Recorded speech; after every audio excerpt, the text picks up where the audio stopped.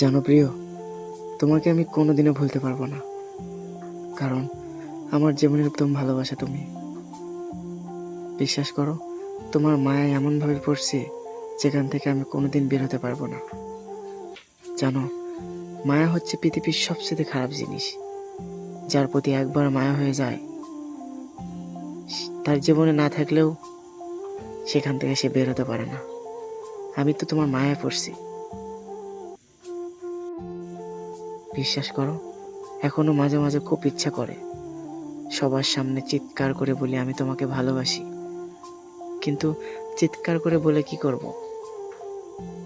যে বোঝার মতো মানুষ ছিল সেই তো আমাকে বোঝেনি, তাহলে কাকে বোঝাবো আমি? বিশ্বাস করো, এখনো তোমার জন্য জেগে থাকি আর অপেক্ষায় থাকি। হয়তো সব কিছু ভুলে সে আমার শুধু অপেক্ষায় থাকি, হয়তো সব কিছু ভুলে সেই মানুষটা আবার ফিরে আসবে। আমি যখন রাত জাগতাম তখন তুমি আমাকে বলতে, এখন রাত জেগো না, শরীর খারাপ করবে। একটু দেরি করে ঘুমালে বকাবকি করতে। সব সময় বলতে আমি যেন নিজের শরীরের যত্ন নেই। বিশ্বাস করো প্রিয়, তুমি আমাকে ছেড়ে চলে যাওয়ার পর একদিন না, 1 মাস ঘুম জেগে থাকলেও কেউ আর বলে না তোমার শরীর খারাপ করবে। তোমার কি মনে পড়ে একদিন তুমি আমাকে বলতে, আমার সাথে কথা না বললে নাকি তোমার ঘুম আসে না? আর এখন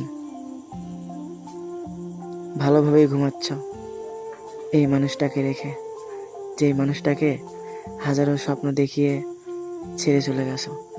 আচ্ছা, তোমার কি একবারও মায়া হয় না? মানুষ তো, আমার প্রতি কি তোমার একটু মায়া হয় না?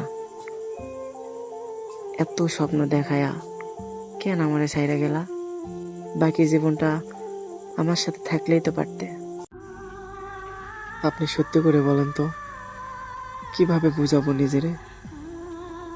এত ভালোবাসাও পাইলাম না আপনারে, কি বলে নিজেকে সান্ত্বনা দেব? আপনাকে এতটা ভালোবাসার পরও আপনাকে ছুঁয়ে দেখতে পারলাম না।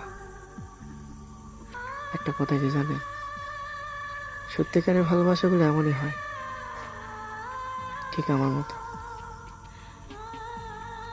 সারা দিন রাত কান্না করেও প্রিয় মানুষের মন পাইলাম না। শেষ পর্যন্ত তুমিও প্রমাণ করে দিলে আমাকে ছাড়া তুমি ভালোই আছো। তবে মায়াবতী, সব জায়গায় ভালোবাসা পাওয়া যায় না।